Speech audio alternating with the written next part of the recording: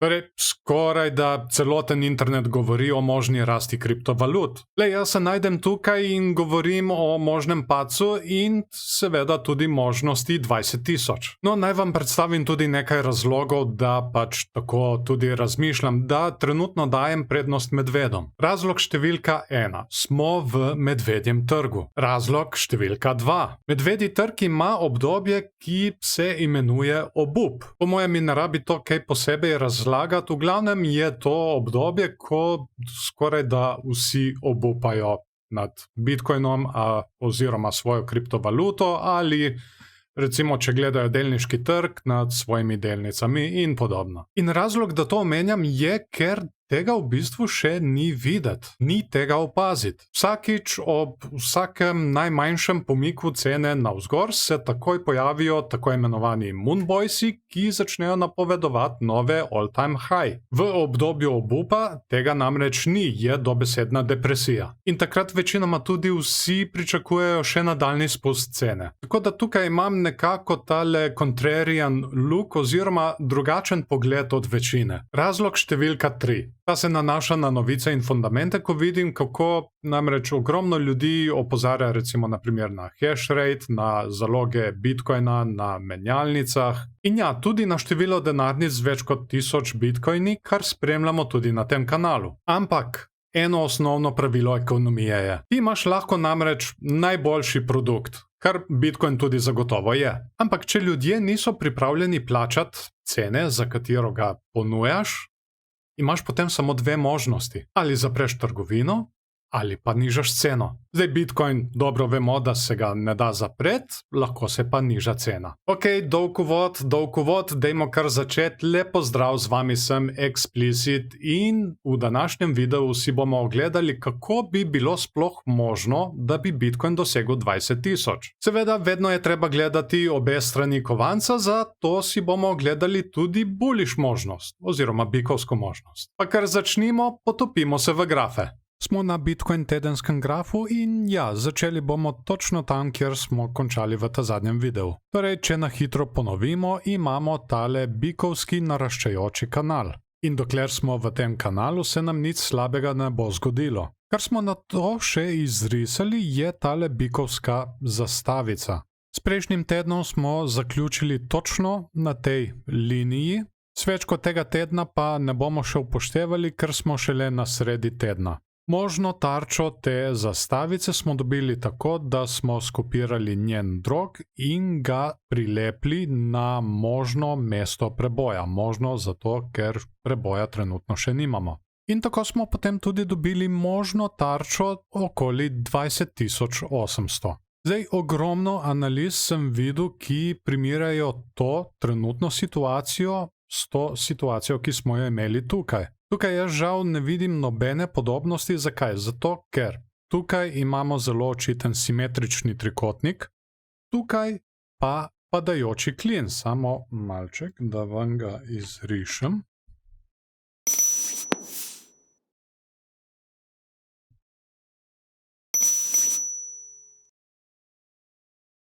Eko.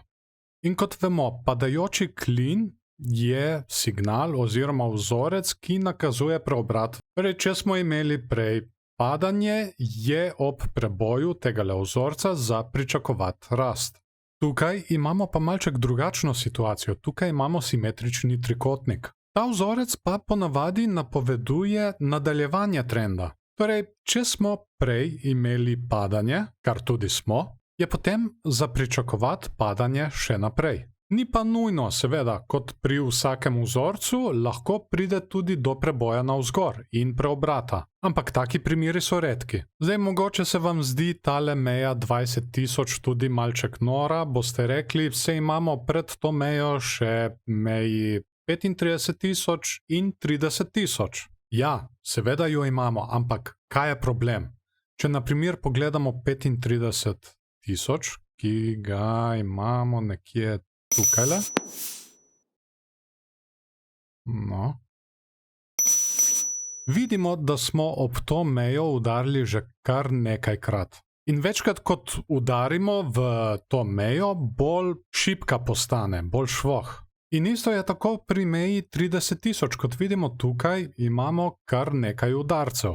Tako da ja, če se ta vzorec izvede, če izgubimo ta kanal, je potem tudi kar velika možnost, da izgubimo ti dve meji. In naslednja meja, ki nas čaka, je šele okoli 20.000, ki je tudi all-time high prejšnjega cikla, oziroma vrh prejšnjega cikla. Tako da kljub vsem bikovskim napovedim, ki jih je trenutno zavideti na internetu, jaz le priporočam malček več pazljivosti. Seveda, to je tudi le teorija, bomo v kratkem videli, kako in če se bo izšla. Zdaj pa si pogledamo še bikovski scenarij, oziroma kaj se mora zgoditi, da si jaz premislim, da prestopim na stran bikov.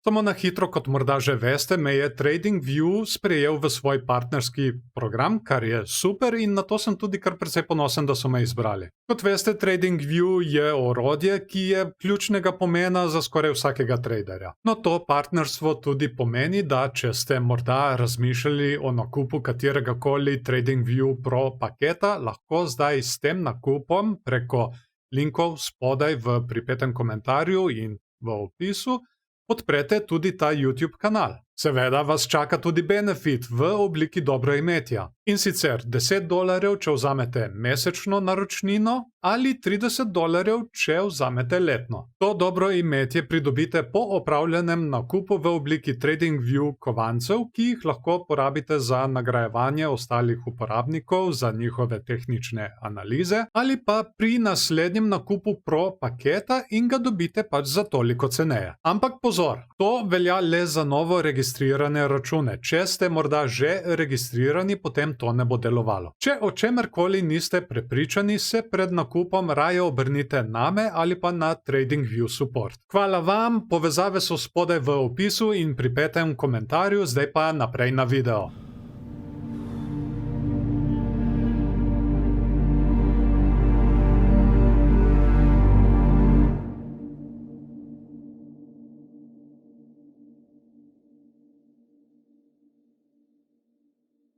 Zdaj smo na dnevnem grafu Bitcoina. In to, kar vidimo, je možnost, ponavljam možnost, ki smo jo videli tudi v prejšnjem videu, in sicer izgleda, kot da se nam riše naraščajoči trikotnik. Sicer je malček odvisno, katere vrhove se upošteva, ali ta zadnje 3, ali ta prve 3. Za tiste, ki ste novi, priporočam, da si ogledate prejšnji video. No, edini način, da jaz prestopim na bikovsko stran, je, da prebijemo to mejo 45.000, jo na to potrdimo kot podporo in se od nje odbijemo. To je edini način, da se prepričam o nasprotnem, drugega trenutno ni oziroma ne vidim. Seveda se zato tudi trenutno ne ve, kot sem že prej omenil glede vrhov, ali imamo dejansko naraščajoči trikotnik, ali pa je to naraščajoči klin, ki je pa medvedji vzorec. No in ko je taka neodločena situacija, se ponavadi pogleda večji časovni interval in tedenski trenutno, ponavljam trenutno, kaže na možnost nadaljevanja padanja. Bomo videli, kaj se bo zgodilo v kratkem, ta glavno besedo ima seveda trg, mi mu moramo samo slediti. Rad bi se zahvalil vsem patronom, ki so vam tudi omogočili tale video. Če bi morda želeli postati eden izmed njih, so povezave na mojo Patreon stran spodaj v opisu in pripetem komentarju. Seveda v zameno za podporo ponujam tudi dodatne vsebine, recimo dostop do mojega dnevnika tehničnih analiz in pa tudi ogled posebnih video vsebin, kot so na primer tutoriali 2 tedna pred vsemi ostalimi na YouTubeu in brez reklam. Hvala vam, da ste si video ogledali do konca, dajte mu všeček, če vam je bil všeč, ali pa ne všeček, če vam ni bil. Kako se strinjate z današnjo analizo? Je res dejansko možnost, jo vidite morda tudi vi, da pridemo do 20.000? Ali pač ne? Povejte mi spodaj pod komentarji. V naslednjem videu bomo še naprej spremljali Bitcoin in upam, da se bo tudi že videlo, če se bo ta teorija obdržala ali pač ne. ne. Vsekakor se ga ne bo splačalo zamuditi, zato je najboljše, da se naročite na kanal in nastavite obveščanje, da vas bo YouTube o novem videu takoj obvestil. To je tudi to za danes, jaz vas še lepo pozdravljam, želim vam lep dan še naprej in se vidimo v naslednjem videu.